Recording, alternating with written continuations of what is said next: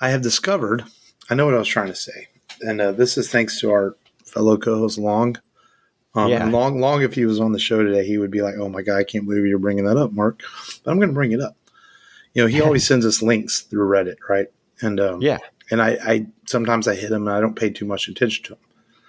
But I decided to explore Reddit a little bit, and I know the app's been around a while, but it's something I've never really gotten hardcore into using. And by gosh, it's quite the place for adult material.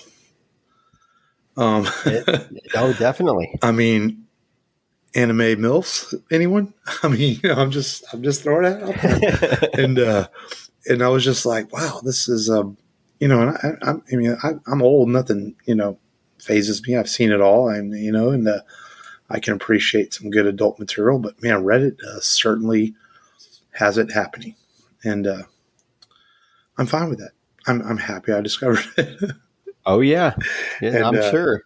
I'm trying not to sound like a perv, but hey, yeah, I'm a single man. I can enjoy this. I can indulge. You discovered fire. And now that I chose to go that route and completely derailed the show in the first minute talking about Reddit porn, I didn't. I just wanted people to share my recent discovery this week. That's all. And in case they don't know, just go enjoy. Well, you know what? There's a. My Jackie was watching this show called it was like Working Moms, I think it is. It's like a show on Netflix. I can't think of his name right now because I'm just trying to shoot from the hip right here. The Ghostbusters director, his daughter, is in that series, and she's talking about how she loves watching hentai. And they're like, what's that? And she's like, it's like Japanese porn, but it's so crazy. And she's like, it could be like an overweight bus driver and the one of the female passengers is like yelling at him, and then he just stops the bus and they have sex. And and she's just describing this and you're like, yeah, you know what? That's probably happened before. I probably come across something like that. In the words of our friend of the show, Rob, tentacles probably come out. Tentacles probably come out. Yeah. There are definitely some tentacles in there somewhere. Man. Where they came from, no one knows. I mean, you get to a certain age in life and you're just like, fuck it, man. I want to see some weird shit and some weird shit. It's like, yeah, whatever. Even if you're like, this is weird. You just can't turn away. Yeah, exactly. You're like, no. What's going to happen next? I have my boundaries. I don't want to see two girls in a cup. That's I'm good. I don't want to see that. That was gross. But you want to see some tentacles coming out and some multiple nipples and things. I'm all for it. Yeah, why not? And you are tuned into the Rebel Radio podcast. We assure you, we are not turning into a hentai porn podcast, but sometimes you got to have a little sense of humor, a little bit of fun, and that's right. Yeah, I don't know if I'd say it's changed my life this week, but it's refreshed things. Let's just say refreshing. Yes, sometimes it's good to have refreshing, strange things to look at. Like a Mentos commercial, but in real life happening on Reddit. Exactly.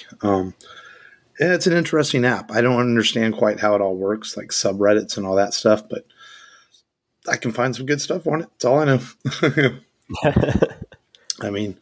Apparently there's all kinds of things on there about how to hack video games and all sorts of shit. It's quite the platform.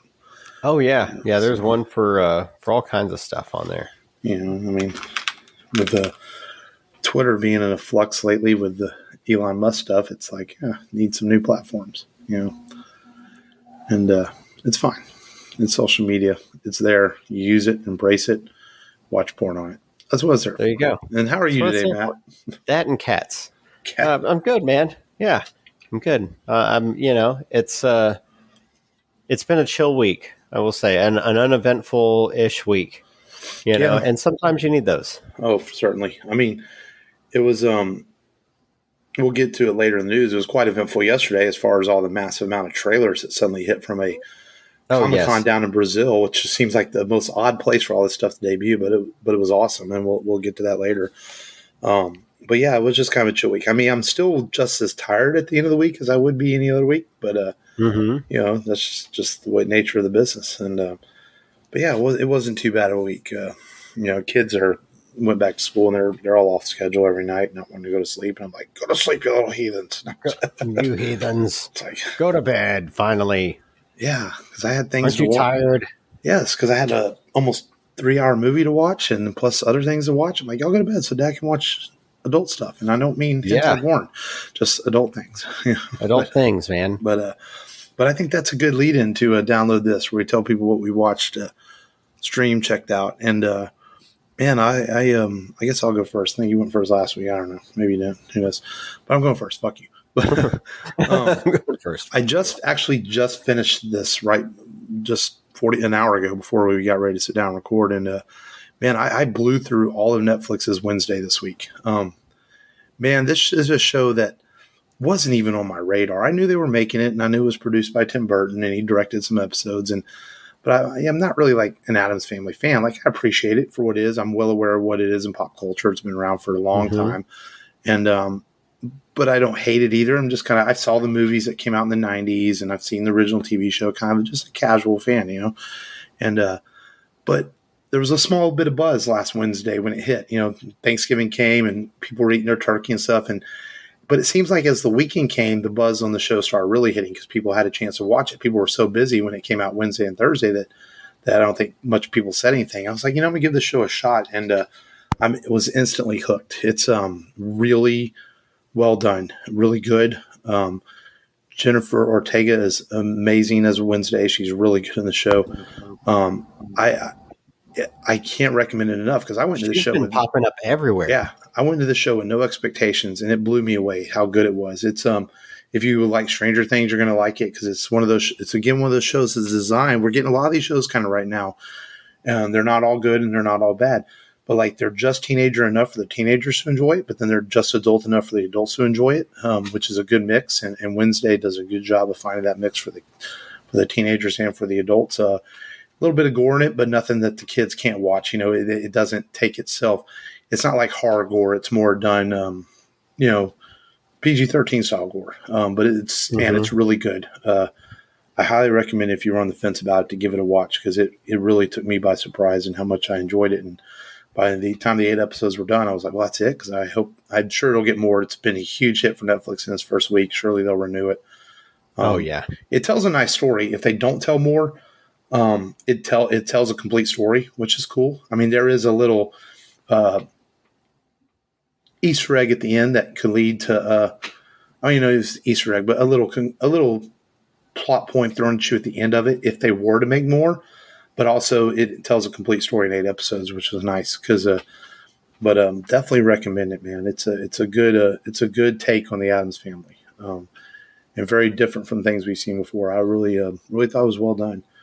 And I'm trying to think. I know I watched the movie Recover today. I'm trying to think if I watched anything else this week. I think I was kind of stuck on that show all week. It seems like that's all I really watched. Yeah, Ortega, man, she did Scream earlier this year. She was an X, came out this year, and then now she's in this. Man, it's she's gonna start popping up everywhere. Mm-hmm. And the great thing about her is and this is non-spoiler too because everyone knows the character Wednesday Addams is a emotionalist, kind of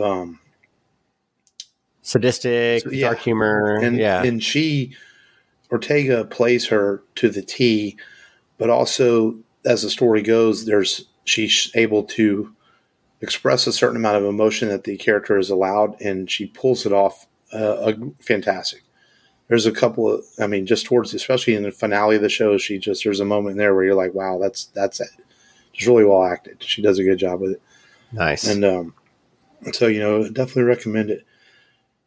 And I think, man, I feel like I watched something, but I just can't recall. Of course, every Sunday night I watch Yellowstone. And, man, that show, all you bandwagoners that ain't jumped on it, man, I'm telling you, you're missing one of the better shows ever to be put on television in the last few years. Good stuff, man, on Yellowstone.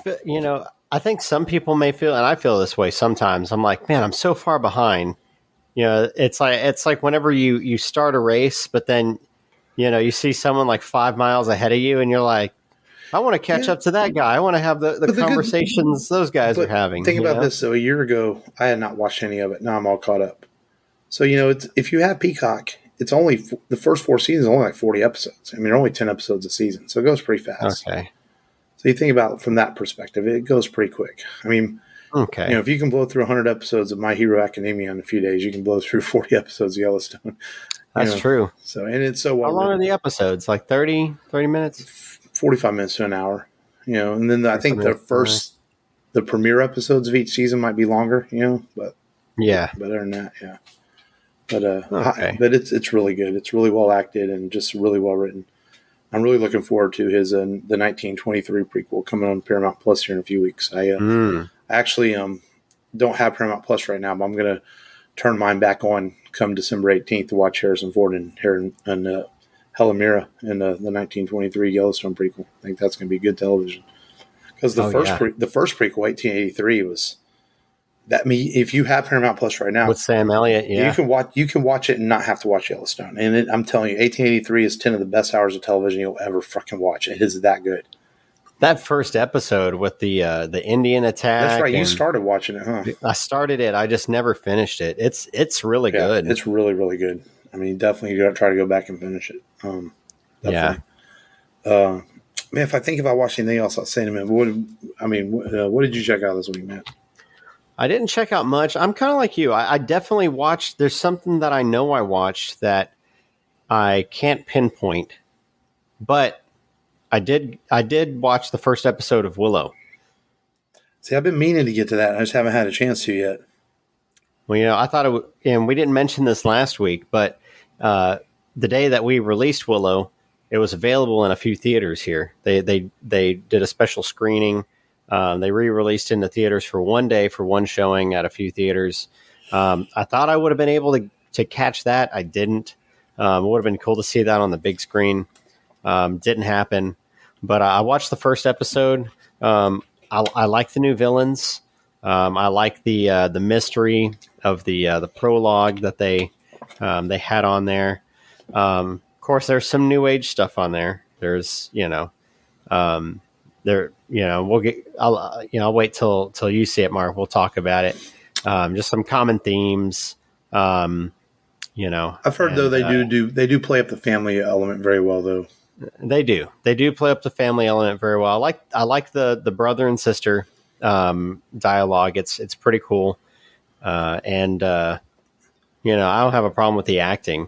Then, I read. I don't know if I read this wrong, but I heard like Willow in the first episode doesn't even show up to almost the end of the episode. That it's more introducing the other characters. Yeah. Introducing the new characters, and then you've got to look at Willow.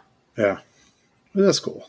Yeah, I'm definitely going to watch it. I just forgot. I didn't forget, but I think just since Wednesday when it came out, just haven't had a chance to sit down and watch it because I had an adventure watching this week's film.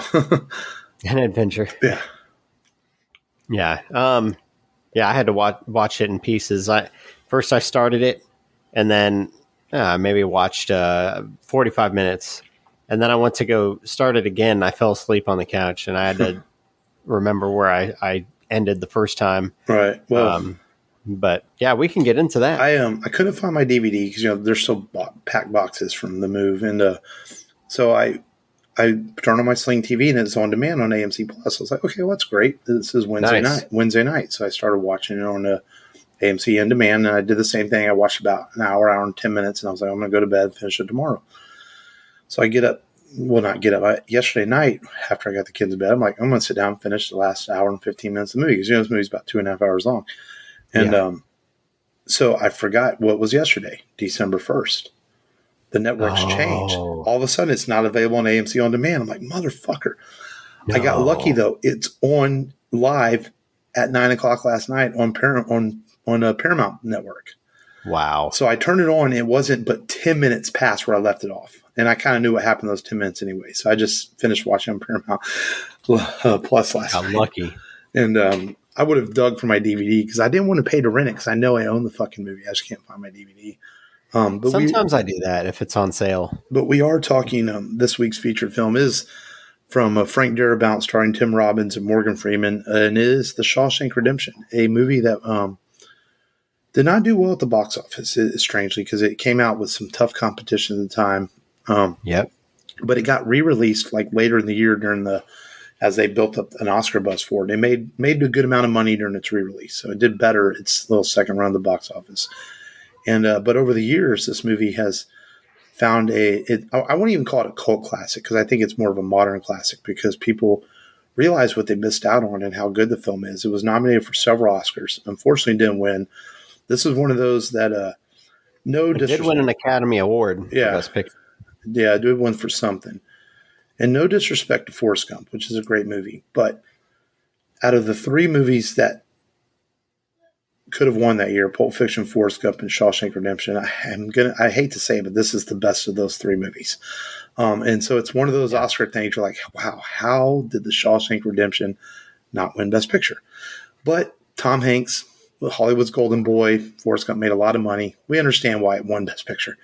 So you can kind of get it from that perspective. But if you're being true to yourself as a film fan, this is a better movie. I mean, it's an amazing film. And to summarize it, basically, this banker, Andy, is sent to trial for the murder of his wife and her lover. And he's found guilty. He's sentenced to 2 life sentences in 1947 in the Shawshank prison. And while in there, he befriends a man named Red, played by Morgan Freeman.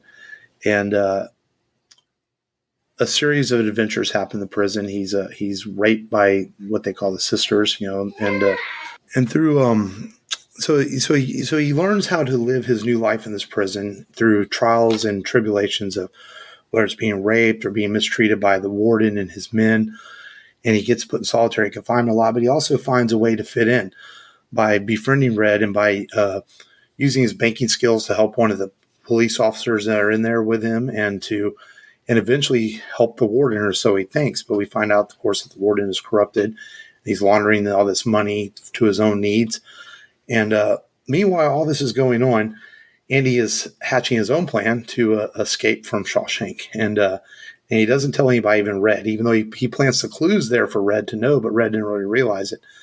And when Andy eventually escapes and he reveals he created this whole identity for himself by doing the paperwork for the warden, and he escapes with this identity. He laundered the warden's own money to himself, which was a genius thing because he's a banker and knows how to do it. And he gets out and he goes to the bank. He just withdraws all this money, sends a note to the newspaper that the warden was corrupt, and they go into Shawshank and they invade it. The feds do, and the warden takes his own life.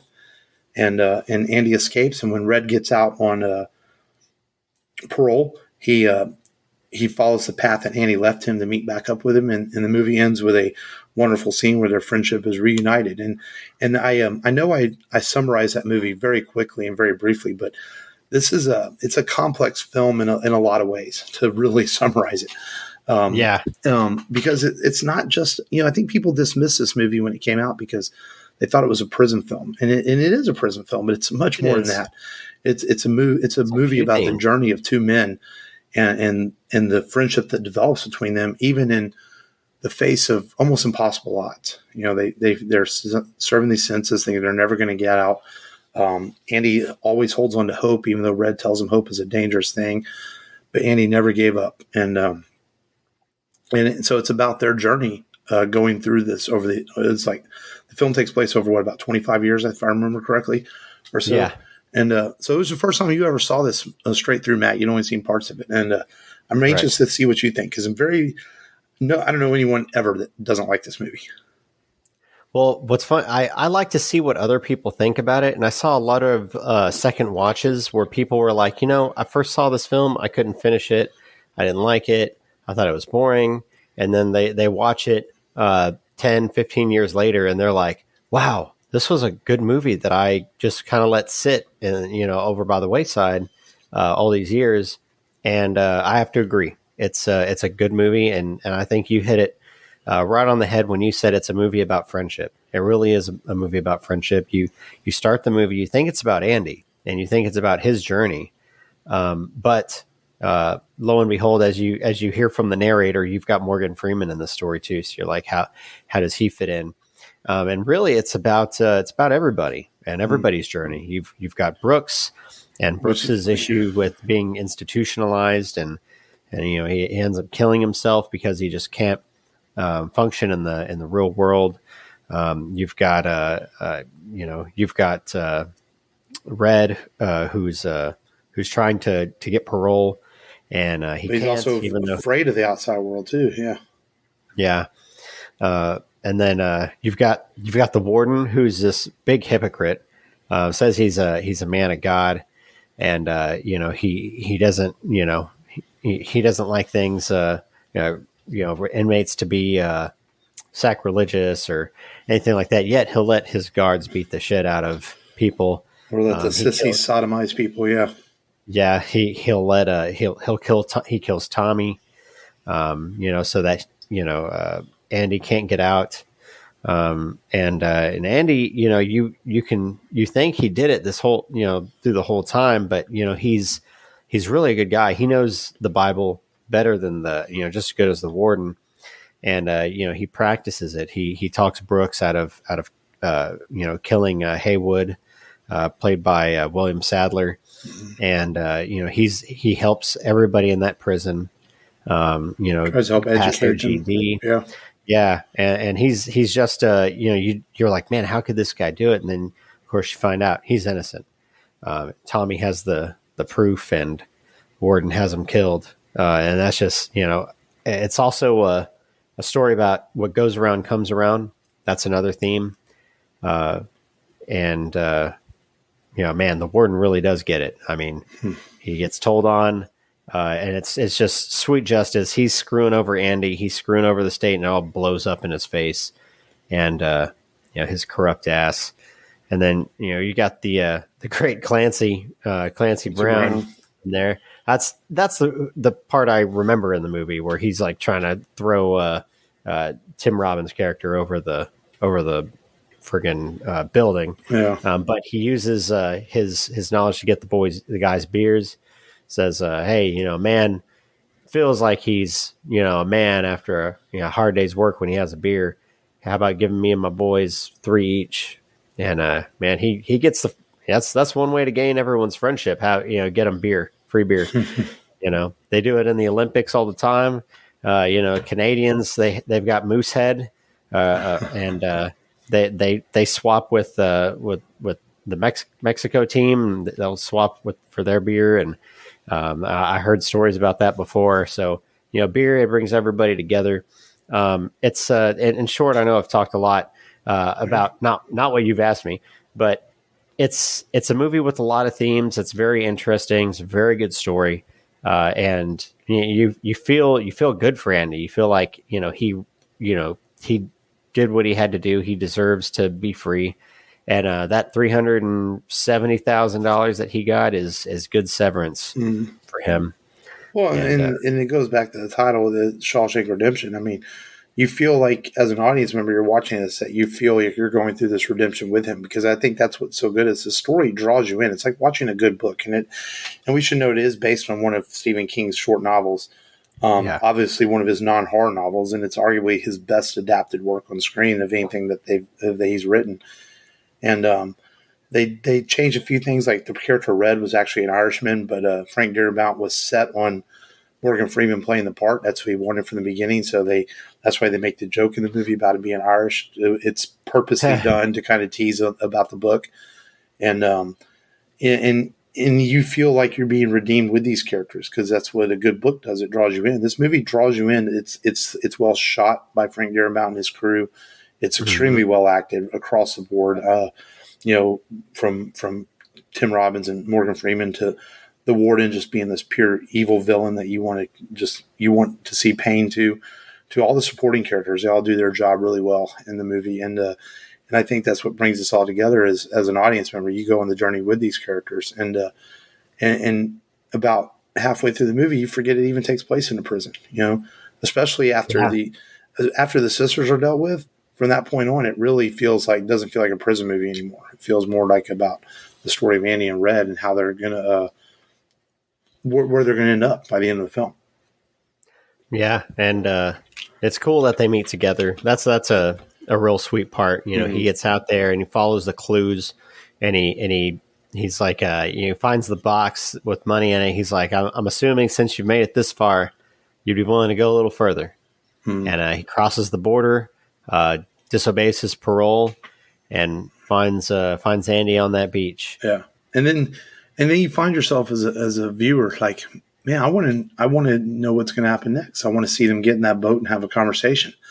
And that's just the power of this story. But it is also an extremely satisfying ending to this film. I mean, it's one of those movies that you feel like being a prison film, that it's going to be dark and very miserably, but it doesn't. It ends on a high note. I mean, there's still some sadness to it. Andy had to lose his wife throughout all this and 25 years of his life, but it's not so much. I don't even know if happy is the right word. It's that hope that Andy hanging on to was there at the end of the film. You know, that hope for a future and to still have life outside of the prison that he told Red was possible.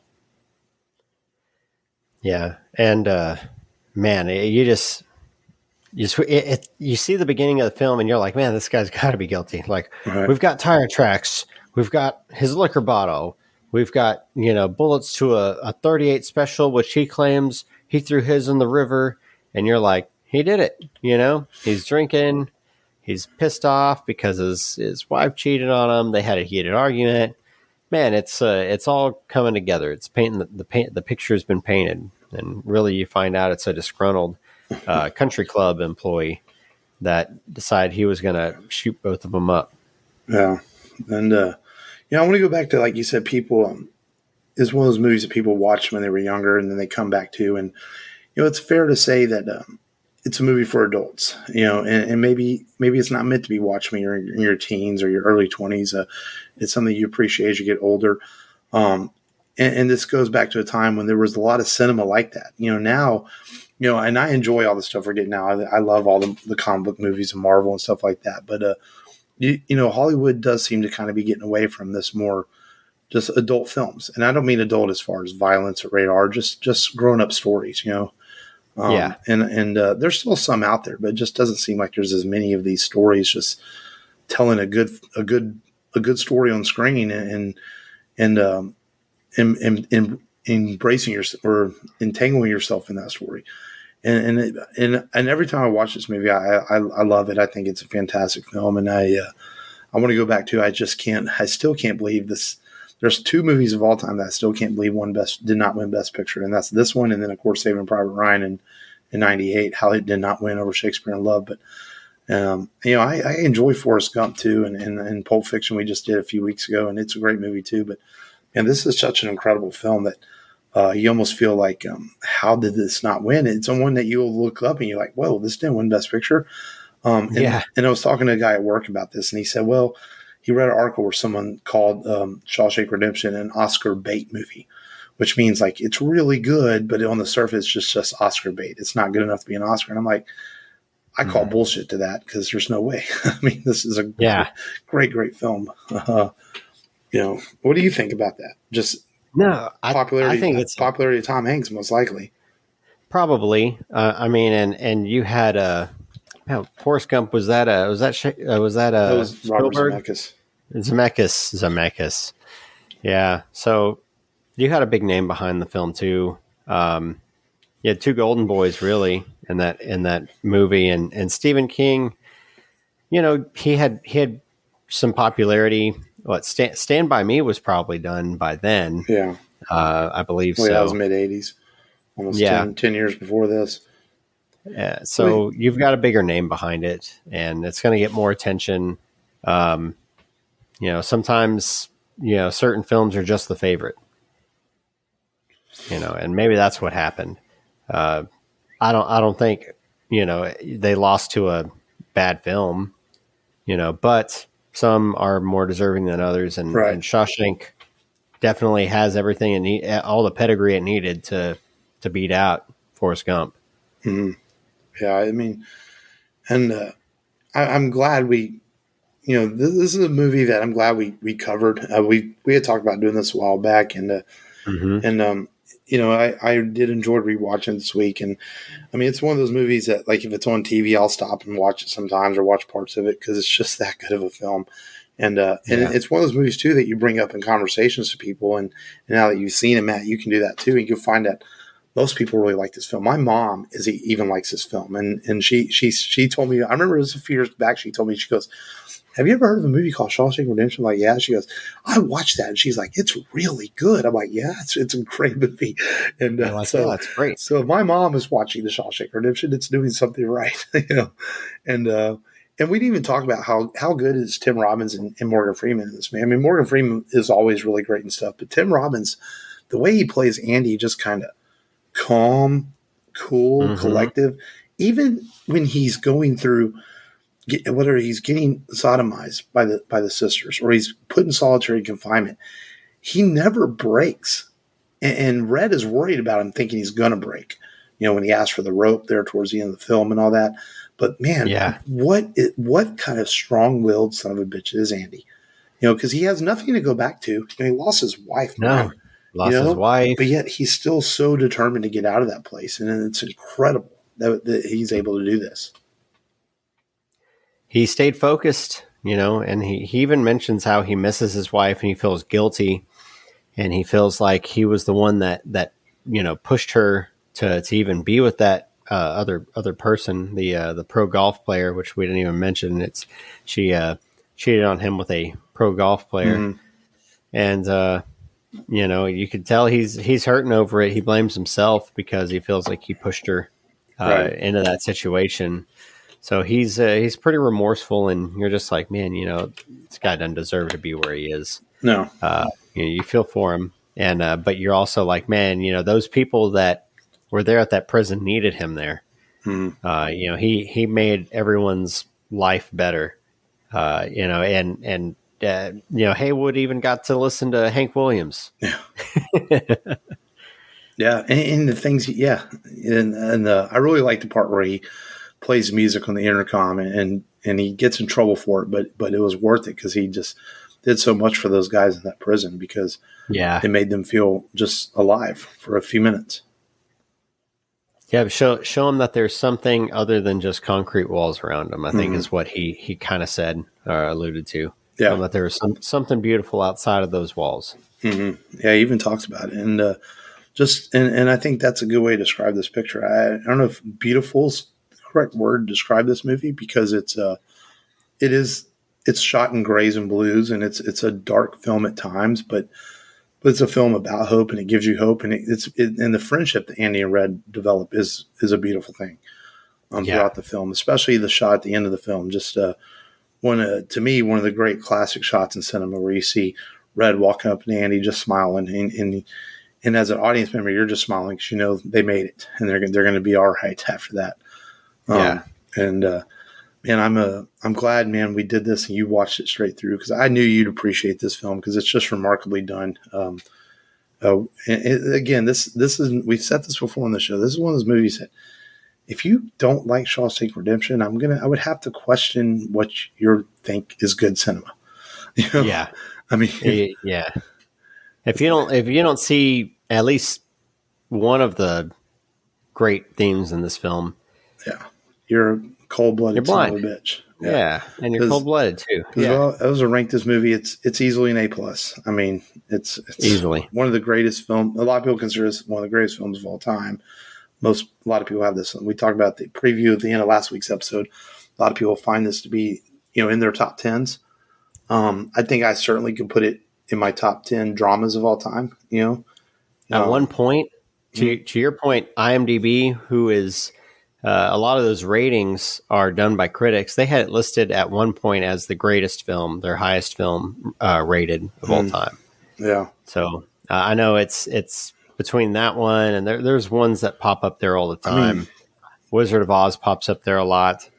But Shawshank, that speaks volumes to. I mean, if I completely take out Star Wars, Lord of the Rings, any of the genres I love, and I'm thinking straight dramas, I could easily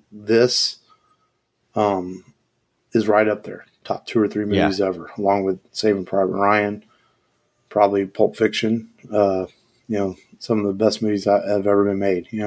Actually, it's still their number one.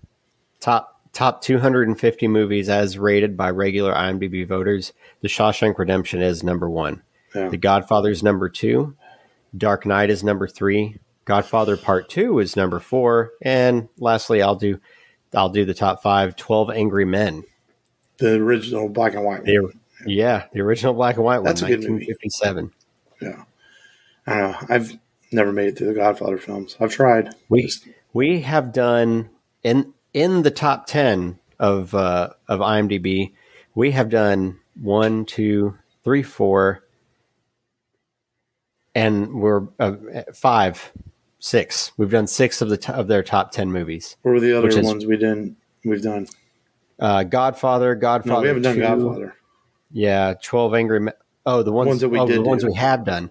Dark Knight, Shawshank Redemption, Lord of the Rings, Return of the King. That's number 7. Pulp Fiction is number 8. Number 9 is Lord of the Rings, Fellowship of the Ring, and number 10, The Good, Bad, and the Ugly. So that's at 8.8. See, it's an 8.8 rating. We know what we're doing with the Rebel Radio podcast. We know our shit, man. Movies, man. If you're listening to us, you're on the right track. Just keep listening. We're gonna keep you there. You're gonna make it to that beach. I'm gonna caveat into this. You're gonna follow those clues. You're gonna follow those stones. You're gonna unearth those stones, find our episodes, and you're gonna make it to that beach, baby. Because if you've made it this far, you'd be willing to go a little bit further. Damn straight. How about that? Damn straight. And on that note, let's talk some news. There's a lot of trailers to talk about. I want to dive into these. The only non-trailer news that I have is that if you didn't hear, Mandalorian Season 3 will be out on March 1st on Disney+. So a little bit longer to wait for the Mandalorian Season 3. But other than that, it's all trailers. And we're going to save the best trailer for last. We're going to start with our first look at Transformers Rise of the Beast. I knew this movie was coming, but I was a little surprised all of a sudden we got a trailer. And, my first thought was, as soon as I saw Optimus Prime on screen, I was sold. I was like, hell yeah. The Beast Wars came out in the 90s. It was good Transformer stuff. It tied in with Generation 1. And I just thought it was badass seeing Optimus Prime on screen. I thought it looked cool. It looks like it's going to be better than The Last Night was. From what I'm understanding about this, it's kind of it's in the same universe as the Bumblebee film, but also in the same universe as the originals. But I think it's more of a sequel to the Bumblebee film from what I was reading. So it looks pretty cool, man. Michael Bay's not directing; he's only producing it. Even though it still had a Michael Bay look to it, to be fair, but whatever. Yeah. I'm tired of trashing Michael Bay. I'm old enough now that I can go to a movie and just enjoy it for what it is, and I think it looks kind of cool. If you're gonna have a movie with explosions in it, you need Michael Bay. Yeah, just saying. And giant you need Transformer robots. And I grew up. This was the first Transformer series I saw. Mm-hmm. So I mean, you had the Gen 1s, the Generation 1. This was my Generation 1. I saw this. I saw Starscream as a raptor. I saw Optimus as the gorilla, Ironhide as the rhino, and so forth. And I can't wait to watch this film. It looks great. I don't think I've ever been so hyped to see one, and it's because it's tugging at my childhood, man. Yeah, and the incomparable Peter Cullen's back to voice Optimus, and Optimus Prime. You have a feeling that Megatron's in there somewhere. They just are saving him, didn't show him in the trailer, which is fine. To be, yeah. And, so I'm definitely looking forward to that. The second trailer we're going to discuss is going to tug on our childhood some more, and that's the new trailer for the Super Mario Brothers movie. A lot's been said about Chris Pratt's voice, blah, blah, blah, blah, blah, blah. I don't fucking care, honestly. First off, this is a video game character, people. It's a video game character with a made-up voice. Yeah, they're supposed to be Italian, but it's not that big of a deal if Chris Pratt is not spot on soprano Italian, whatever. I mean, it's like, it's okay to be a little different. And it looks like from the couple lines he has in the trailer, they tried to fix the voice a little bit. But again, I just don't care. The movie looks like a lot of fun. It looks adorable. It's a fantastic IP that deserves to have a great film made about it. And I'm pretty excited to see the Super Mario Brothers movie. Same here, man. Let's just have fun. Go to the theater, watch it, and have fun. Quit thinking about it. I think we think too much about films. We let other voices influence our experience, and just go there and watch it like you would. Pretend. You're not triggered by anything anymore. Right. Like it's the 90s again.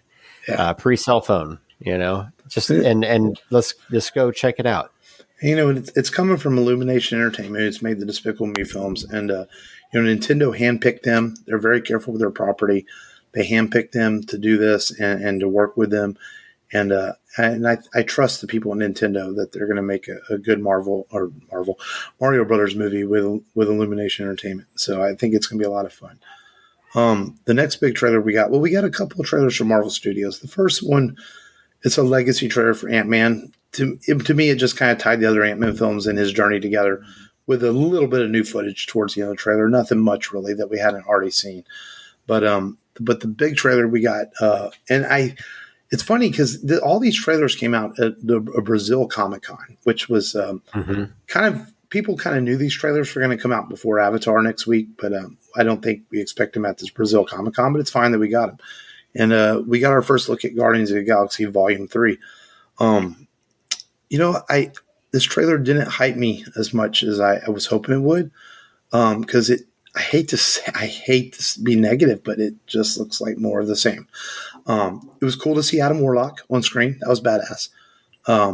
I wish they would not shown Gamora. I get tired of Marvel. Like when Marvel Studios has a bad habit of showing reveals in their trailers. And we know that they're going to go look for Gamora, but do you have to show her in the trailer? You know what I mean? It's like I save it for whenever we actually see her on in the film. So that was a little disappointing.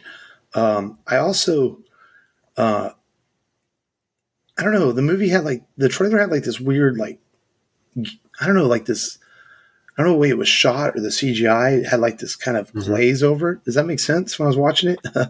Like a donut. Yeah. Yeah. But it looks fun. I'm definitely there for it. I enjoyed the first two Guardians films, and the holiday special was fun. So I'm still going to watch it. I just felt like the trailer just didn't blow me away. But back when the first Guardians movie came out, the trailer didn't blow me away.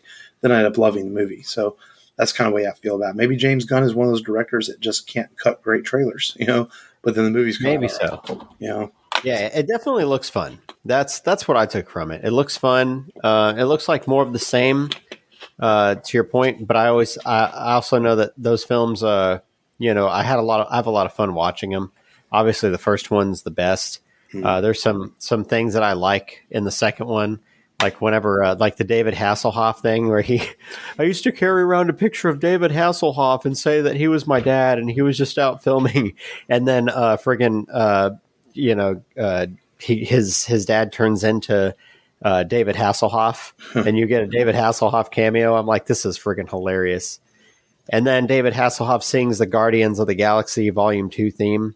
It's just hilarious. So James Gunn, he knows what he's doing. I think we're at least at very minimum going to be entertained, and that's always cool. Let me ask: Did it look to you like they changed the makeup process on Drax? Yes. It looks fake almost. Like when they put the makeup directly on him, it was David Bautista's body. It looked real. Now it almost looks like, I think he's wearing more prosthetics now. Probably. And then he's wearing the vest. I wonder if he gained a little weight or something. Maybe he didn't get I noticed that in the holiday special. I was like, Drax doesn't look right, Yeah. Yeah. So I wasn't the only one who thought that. So that should be fun. A lot of people think that there's a scene in the trailer. People think Rocket's going to die. So we'll see. Yeah, maybe. Someone's going to, that's for sure. It's supposed to be their final film with this crew, and so we'll see how that plays out. And my favorite trailer of the day yesterday, when all these trailers came out, and I've watched this several times, and we finally got our first look at the new film from James Mangold, the new Indiana Jones film, and the title that was rumored to be last week turned out to be true. So we got our first trailer of Indiana Jones and the Dial of Destiny. And first off, people are already complaining about this title, which blows my mind. You haven't even seen the movie. You don't know what the context of the title is. Why is it blowing? Why, just let it be. And go enjoy it. There's a lot of rumor that it has to do with time travel, which also has people upset. Like, oh, the aliens didn't work in Kingdom Crystal Skull. You're going to do time travel, Indiana Jones? Wait and see, people. Because to me, the trailer was a hell of a lot of fun. I've watched it several times. The de-aged Indiana Jones looks amazing. I mean, it really looks fucking good. There's only one shot in the trailer where he's on the CGI horse and he jumps. It looks a little fake, but the movie doesn't come out until next June. They can fix that. Maybe, but just hearing the theme song again, seeing Harrison's gruff voice, seeing Sala on screen again, it just I smiled like a fucking kid, Matt, watching this trailer. I mean, that was just so exciting to see. Yeah, no, it looks fun. And it looks like an indie film. But I do feel like I'm that Brick Tamlin in the middle of the room and Anchorman. I don't know what we're yelling about, and like, why are you yelling about, a trailer of this, anticipated movie that's obviously looks fun over 3 words. That's my perspective. You're outraged over 3 words, or up in arms over 3 words, and just enjoy the trailer and watch the movie. To me, Dial of Destiny can mean so much. I think it's a great, intriguing title. It's wonderful. I also love the line in the trailer where he says, "I've seen a lot of things, and I don't know what I believe anymore. But all I know is it depends on how hard you believe." I mean, I'm paraphrasing, but what a great line of dialogue just in a trailer, and it's fantastic. I mean, I can't wait for this movie. I'm a huge fan of that franchise. I'm maybe one of the few people that don't really have that many problems with King of the Crystal Skull. It is what it is. I'm fine with it. I mean, it's not my favorite movie, of course, but it is what it is. So I'm really looking forward to June 30th of next year to go see this. I haven't gone to a movie on opening Thursday or Friday night in quite a while, but Indiana Jones might break that streak because I want to see this fast.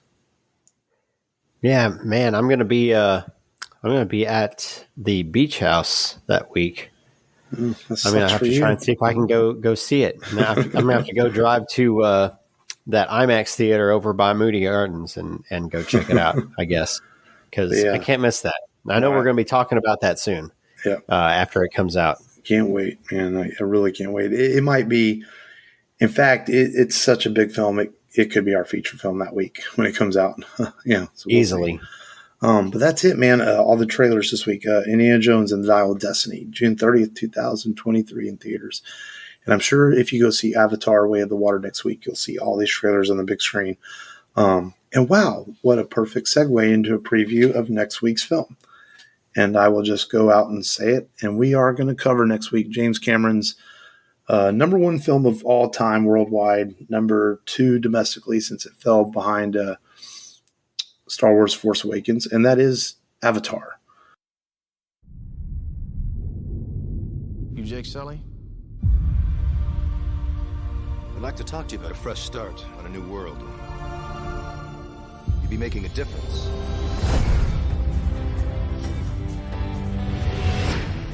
I became a Marine for the hardship. I told myself I can pass any test a man can pass. All I ever wanted was a single thing worth fighting for. Ladies and gentlemen, you are not in Kansas anymore. You are on Pandora. You should see your faces. We have an indigenous population called the Na'vi. They are very hard to kill. This is why we're here. Because this little gray rock sells for $20 million a kilo. Their village happens to be resting on the richest deposit, and they need to relocate. Those savages are threatening our whole operation. We're on the brink of war, and you're supposed to be finding a diplomatic solution. The concept is to drive these remotely controlled bodies, called avatars. They're grown from human DNA, mixed with DNA of the natives. Marine in an avatar body. That's a potent mix. You get me what I need, I'll see to it you get your legs back. Your real legs. Hell yeah, sir. Looks like you. This is your avatar. Just relax and let your mind go blank. It shouldn't be hard for you.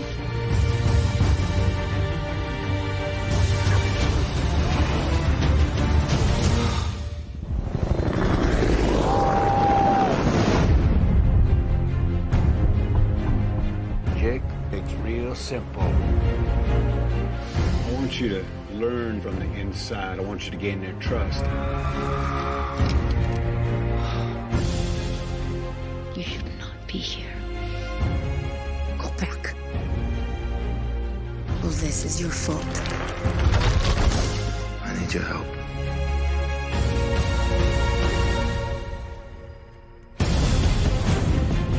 Outstanding.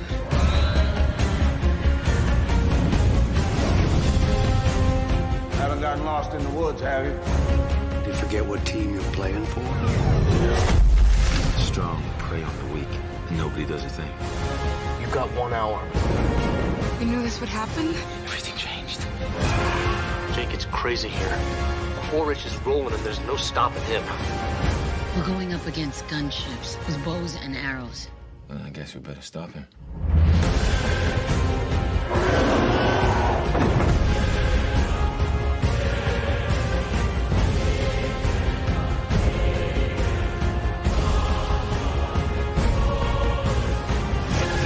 They've sent us a message that they can take whatever they want. But we will send them a message that this is our land.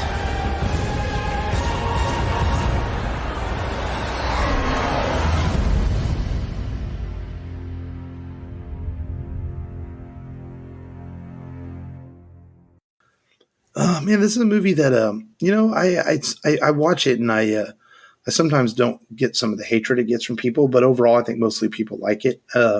Sure, it's a pretty simple story, but the amazing thing about James Cameron is, and I was thinking about this, and actually read someone else said this, is what Cameron does great is he world builds, whether it's the Terminator films or even the Abyss or his Aliens film. So he pulls you into this world and you believe in it. And that's what Avatar does. It pulls you into this world that you believe in it.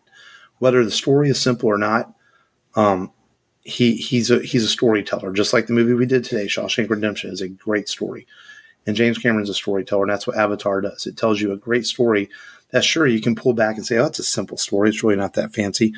But it's really well done. And it's really well executed. And I saw Avatar. I'm pretty sure I saw it twice when it came out in theaters back, in 2008 or whatever it was, and enjoyed the hell of it. I don't know if I'll go see the new one in 3D because I'm kind of past the 3D effects, but I will see the new one. And, but we'll talk the original Avatar next week on the show and revisit it after, it's been out for a while. So, but, anything to say about Avatar, really? No, it's a fun movie. You got Sigourney Weaver, you got Sam Worthington, so we got that going for us. It's available on Disney Plus. It's available on Disney. So, but that's next week's show. Until then, the rebelradiopodcast.com for all your Rebel Radio needs, and we're on all social media platforms and all apps for listening to your podcast, which is pretty fucking cool. Easy to find us when you're drive to work or your coffee break or whatever. We appreciate you as always for listening. And this has been Mark. This has been Matt. Remember, as always, just go there and do it. Go there and do it.